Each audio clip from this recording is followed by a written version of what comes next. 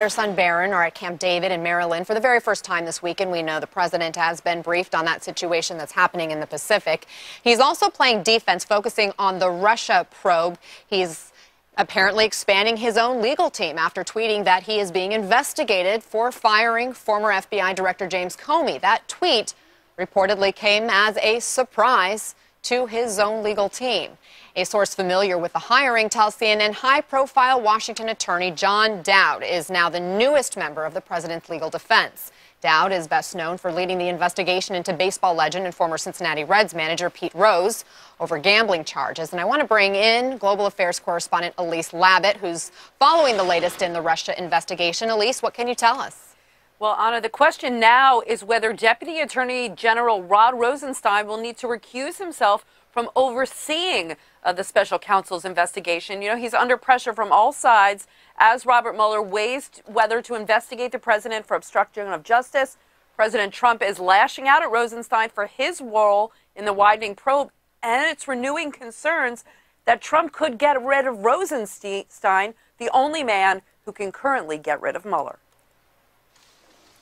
The Deputy Attorney General could be the next Department of Justice official to recuse himself from overseeing the special counsel's Russia investigation.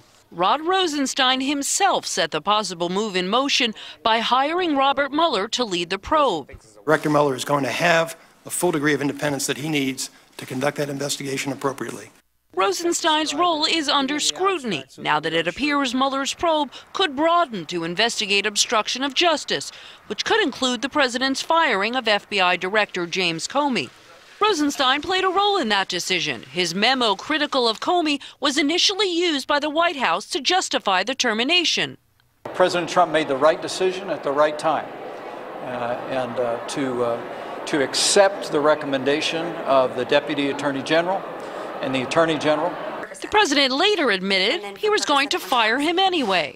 Oh, I was going to fire regardless of recommendation. A Justice Department spokesman told CNN this is about Rosenstein's future. Quote, if there comes a point where he needs to recuse, he will. However, nothing has changed.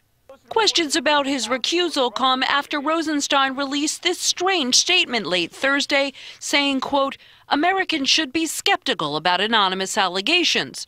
The president himself lashed out at Rosenstein on Twitter, writing, I'm being investigated for firing the FBI director by the man who told me to fire the FBI director.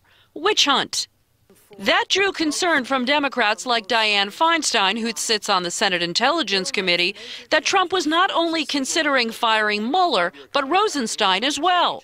In a statement calling such a move a blatant violation of the president's oath of office, Feinstein warned, quote, if the president thinks he can fire Deputy Attorney General Rosenstein and replace him with someone who will shut down the investigation, he's in for a rude awakening.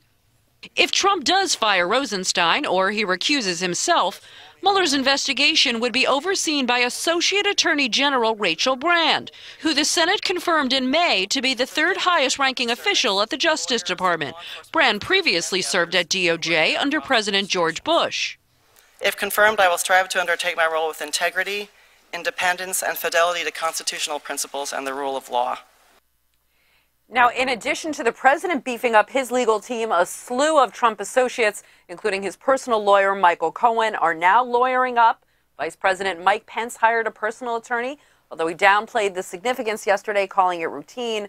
And former campaign aide Michael Caputo has hired a personal lawyer. Sources tell CNN Caputo has been contacted by the FBI. It's just a sign of the widening of these probes to the very top of the White House. Anna.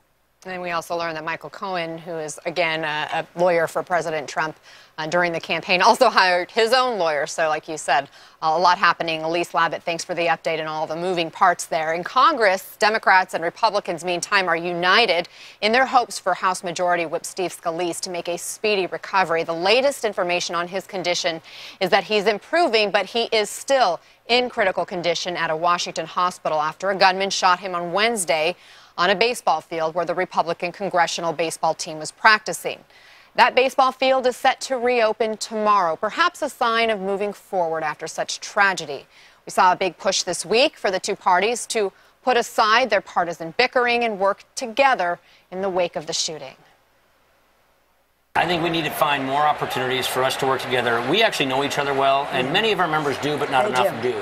I do think when families get to know each other, we're proud of differences of opinion. Sure. That's not true. We have a responsibility to try to find common ground.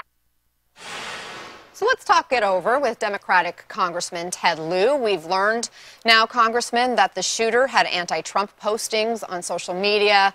Also new to CNN, we've learned the shooter had a list of Republican names on him. And important to note, nobody who was shot was on that list, so it's still unclear exactly what that list was. But we are seeing a time in our country where political discourse has become so angry, so divisive, and the bottom line is we're all Americans.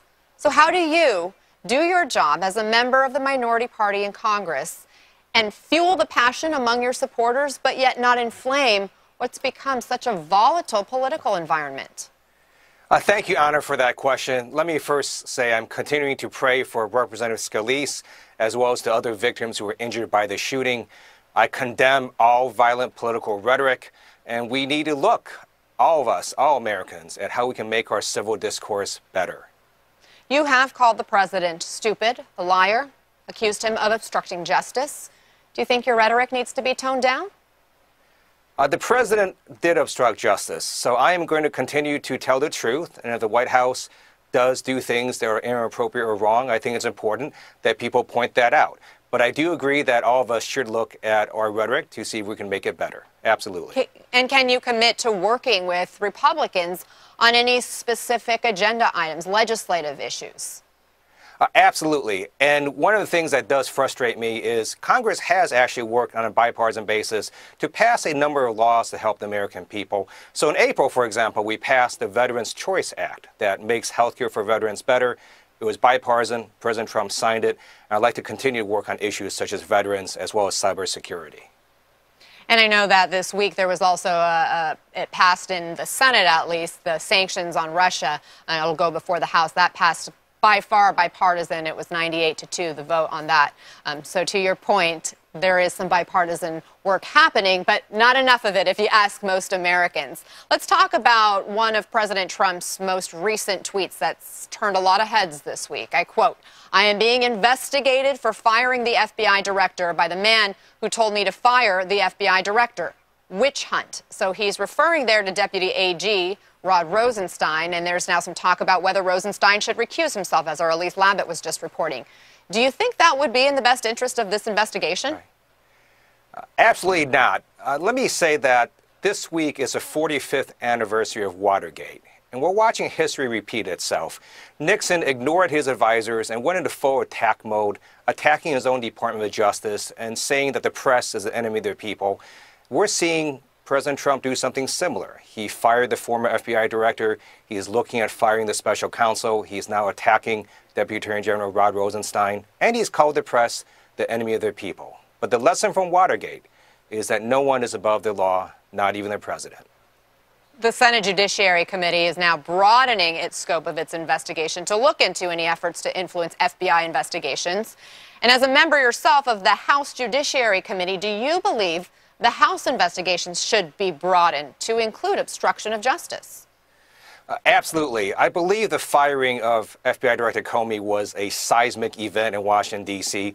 It did remind people of Watergate. And let's keep in mind that our democracy only can function because of the rule of law. And the rule of law depends on law enforcement investigations being conducted fairly without interference, whether it's political or otherwise.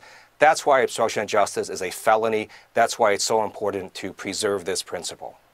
Do you believe that your committee, the Judicial Committee in the House, will get involved in the Russia investigation? I know right now it's all in the House Intel Committee. The Democrats on the Judiciary Committee have certainly asked for that to happen. So far, the chair has not. But with every passing week, as we get more and more facts and evidence about the wrongdoings, then I do think eventually the House Judiciary Committee will take some action. Real quickly, I do want to ask you about something that I think was buried this week, and that is the lawsuit that you and 190 plus other Democrats filed a complaint against the president, believed to be the largest congressional type lawsuit against a sitting president this week, claiming he's violating the emoluments clause of the Constitution by accepting foreign money through his businesses. So what do you hope to accomplish through this lawsuit? The framers of the Constitution put in that clause because they were worried that foreign powers could influence elected officials. So basically it says that if you're an elected official, including the president, you can't accept foreign payments or gifts. President Trump has a vast network of business holdings all over the world. He's accepting foreign payments all the time, and he's violating the Constitution. So we're just asking him to stop doing that and to get the consent of Congress before he continues getting these payments. So you want to see Congress get involved in his business dealings? We want him to take his business dealings and put them into a blind trust, which he has refused to do so, and to stop violating the Constitution because he's violating the Emoluments Clause as we speak right now. Are you hoping to get to his tax returns through this?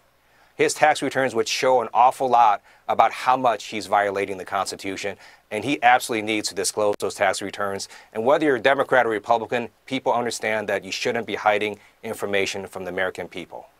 Real quickly, I just want to read you this. I mean, there have been other similar lawsuits, and the DOJ has argued that the Emoluments Clause has no bearing over private business and those transactions. It only deals with specific gifts offered to a U.S. official because of their position as a U.S. official. What's your response?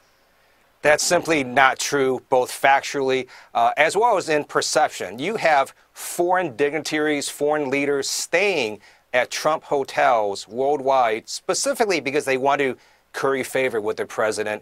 You have the president taking actions in certain countries where he has a lot of business holdings, and Americans should never wonder if their president is taking action because he wants to enrich himself or his family, or if he's doing it because he thinks it's the best for the country. Congressman Ted Lieu, thanks for your time as always. We appreciate it. Thank you.